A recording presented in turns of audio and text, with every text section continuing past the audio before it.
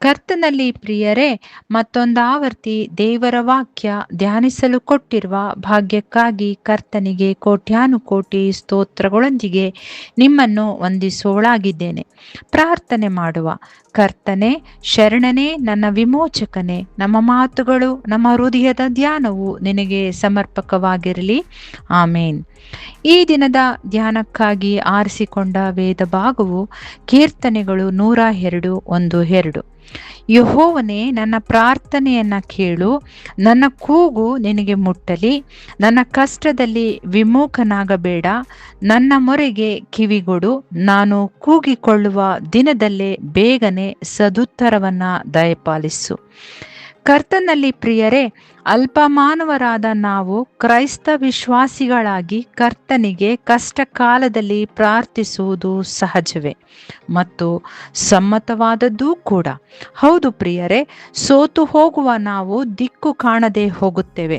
ಸಂಪೂರ್ಣವಾಗಿ ಬಿದ್ದು ಹೋಗಿರುವ ನಮ್ಮ ಜೀವಿತವನ್ನ ಸ್ವಾಮಿ ಪುನಃ ಕಟ್ಟಶಕ್ತನು. ಕೀರ್ತನೆ 102:15-16 ಒಮ್ಮೆ ನೋಡಿ. ಯೆಹೋವನು ಗತಿಹೀನರ ಮೊರೆಯನ್ನು ತಿರಸ್ಕರಿಸದೆ ನೆರವೇರಿಸಿದನೆಂದು ಆತನು ಮಹಿಮೆಯಲ್ಲಿ ಬಂದು ಚಿಯೋನನ್ನು ತಿರುಗಿ ಕಟ್ಟಿಸಿದನೆಂದು. ಹೌದಲ್ವಾ ಪ್ರಿಯರೇ? ನಾವು ನಮ್ಮ ಜೀವಿತದಲ್ಲಿ ಎಲ್ಲವನ್ನ ಸಂಪೂರ್ಣವಾಗಿ ಕಳೆದುಕೊಂಡಿರಬಹುದು, ನಿರ್ಗತಿಕರಾಗಿರಬಹುದು, ತಳ್ಳಿದವರಾಗಿರಬಹುದು. ಇಲ್ಲಿ ಸ್ವಾಮಿ ಹೇಳುವ, ಆತನು ಮಹಿಮೆಯಲ್ಲಿ ಬಂದು ಚಿಯೋನನ್ನು ತಿರುಗಿ ಕಟ್ಟಿಸಿದನೆಂದು. ಆತನ ಮಹಿಮೆಯಿಂದ ನಾವು ಪುನಃ ಕಟ್ಟಲ್ಪಡ್ತೇವೆ. ನಮ್ಮ ಹೃದಯವು ಖಂಡಿತವಾಗಿ ಕಳವಳಗೊಳ್ಳುವುದು ಬೇಡ. ಪಾಳು ಬಿದ್ದಂತಾಗಿರುವ ನಮ್ಮ ಜೀವಿತವನ್ನ ಪುನಃ ಸ್ವಾಮಿಯು ತನ್ನ ಮಹಿಮೆಯಲ್ಲಿ ಕಟ್ಟುವಾತನಾಗಿದ್ದಾನೆ. ನಂಬಿಕೆಯೊಡನೆ ಪವಿತ್ರಾತ್ಮನಿಗೆ ಮೊರೆ ಇಡುವ. ಕರ್ತನಲ್ಲಿ ಕಾದುಕೊಳ್ಳುವ ಪ್ರಿಯರೇ, ಯೆಶಾಯ 61:4-7 ನಾವು ನೋಡುವುದಾದರೆ, ಹೌದು, ಪುರಾತನ ಕಾಲದಲ್ಲಿ ಹಾಳಾದ ನಿವೇಶನಗಳನ್ನು ತಿರುಗಿ ಕಟ್ಟುವರು, ಪೂರ್ವದಲ್ಲಿ ಪಾಳು ಬಿದ್ದದ್ದನ್ನ ಪುನಃ ಎಬ್ಬಿಸುವರು, ತಲಾಂತರಗಳಿಂದ ಆಳು ಬೀಳಾದ ಪಟ್ಟಣಗಳನ್ನ ಜೀರ್ಣೋದ್ಧಾರ ಮಾಡುವರು.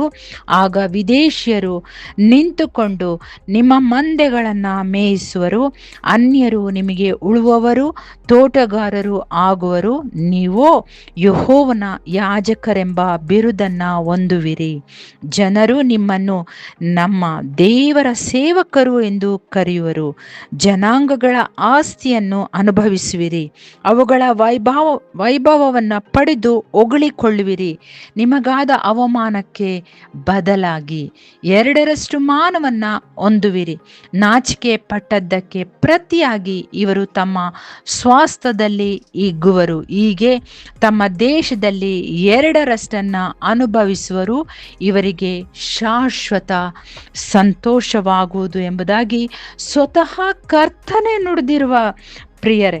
ಮತ್ತು ಅದು ಬಿದ್ದು ಹೋದ ಜೀವಿತ ಆಗಿರಬಹುದು, ಕುಟುಂಬ ಜೀವಿತ ಆಗಿರಬಹುದು, ಅನಾರೋಗ್ಯದಿಂದ ನಮ್ಮ ಆರೋಗ್ಯ ಕೆಟ್ಟಿರಬಹುದು, ಅಥವಾ ನಾವು ಸೇವೆಯಲ್ಲಿ ಸೋತು ಹೋದಂಥವರಾಗಿರಬಹುದು. ಆದರೆ ಸ್ವಾಮಿ ನಮ್ಮನ್ನು ನಿಲ್ಲುವಂತೆ ಮಾಡುವಾತನಾಗಿದ್ದಾನೆ.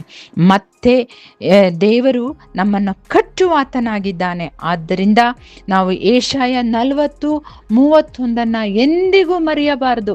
ಯೆಹೋವನನ್ನು ನಿರೀಕ್ಷಿಸುವವರು ಹೊಸ ಬಲವನ್ನ ಹೊಂದುವರು, ಹದ್ದುಗಳಂತೆ ರೆಕ್ಕೆಗಳನ್ನ ಚಾಚಿಕೊಂಡು ಏರುವರು, ಓಡಿ ದಣಿಯರು, ನಡೆದು ಬಳಲರು ಎಂಬುವಂತ ವಾಕ್ಯ ನಾವು ಪ್ರತಿನಿತ್ಯವೂ ನಾವು ನೆನಪಿಸಿಕೊಳ್ಳಬೇಕಾಗಿದೆ.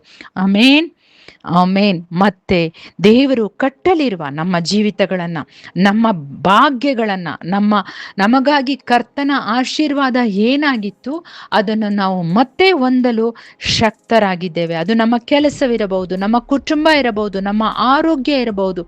ಎಲ್ಲವೂ ಆಶೀರ್ವಾದದ ಫಲಿತವನ್ನ ನಾವು ಕಾಣುವವರಾಗಿದ್ದೇವೆ. ಪ್ರಿಯರೇ, ಕರ್ತನ ಹೆಸರಿನಲ್ಲಿ ಫಲ ಕೊಡುವವರಾಗುವೆವು. ಪವಿತ್ರಾತ್ಮನ ಸಹಾಯದಿಂದ ದೇವರು ಕಟ್ಟ ಬರೆಸಲ್ಪಟ್ಟ ನಮ್ಮ ಎಲ್ಲ ಭಾಗ್ಯಗಳನ್ನು ಇನ್ನು ಮುಂದೆ ಯಾರೂ ಕಿತ್ತು ಹಾಕರು. ಅಮೋಸ 9:14-15 ಒಂದು ಸಾರಿ ನೋಡಿ ಪ್ರಿಯರೇ. ಅಲ್ಲಿ ನಾವು 14ರಲ್ಲಿ ನೋಡ್ತೇವೆ, ನಾನು ನನ್ನ ಜನರಾದ ಇಸ್ರಾಯೇಲರ ದುರಾವಸ್ಥೆಯನ್ನ ತಪ್ಪಿಸುವೆನು. 15ರಲ್ಲಿ ನಾವು ನೋಡ್ತೇವೆ, ನಾನು ಅವರನ್ನ ಸ್ವದೇಶದಲ್ಲಿ ನೆಲೆಗೊಳಿಸುವೆನು, ಅವರಿಗೆ ನಾನು ದಯಪಾಲಿಸಿದ ಸೀಮೆಯೊಳಗಿಂದ ಇನ್ನು ಮುಂದೆ ಯಾರು ಅವರನ್ನ ಕಿತ್ತು ಹಾಕರು. ಇದು ನಿನ್ನ ದೇವರಾದ ಯೆಹೋವನ ನುಡಿ ಎಂಬುದಾಗಿ. ನೀವು ಮತ್ತೊಂದು ಆವರ್ತಿ ಅಮೋಸ 9:14-15 ಸಂಪೂರ್ಣವಾಗಿ ಓದಿದಾಗ ಕರ್ತನ ನುಡಿ ನಮ್ಮನ್ನು ಎಂಥ ರೀತಿಯಲ್ಲಿ ಆಶೀರ್ವದಿಸುತ್ತದೆ ಎಂಬುದನ್ನು ನಾವು ಅರಿಯಬಹುದಾಗಿದೆ. ಆದ್ದರಿಂದ ನಮ್ಮ ಎಲ್ಲ ಭಾಗ್ಯಗಳನ್ನು ಇನ್ನು ಮುಂದೆ, ನಮ್ಮ ಎಲ್ಲ ಅದೃಷ್ಟಗಳನ್ನು ಇನ್ನು ಮುಂದೆ, ಕರ್ತನ ಆಶೀರ್ವಾದಗಳನ್ನು ಇನ್ನು ಮುಂದೆ ಯಾರು ನಮ್ಮಿಂದ ಕಿತ್ತು ಹಾಕಲು ಸಾಧ್ಯವಿಲ್ಲ. ಇದು ದೇವರ ನುಡಿ, ಕರ್ತನಾದ ಯೆಹೋವನ ನುಡಿಯಾಗಿದೆ ಪ್ರಿಯರೇ. ಆಮೇನ್, ಆಮೇನ್. God bless. Stay blessed.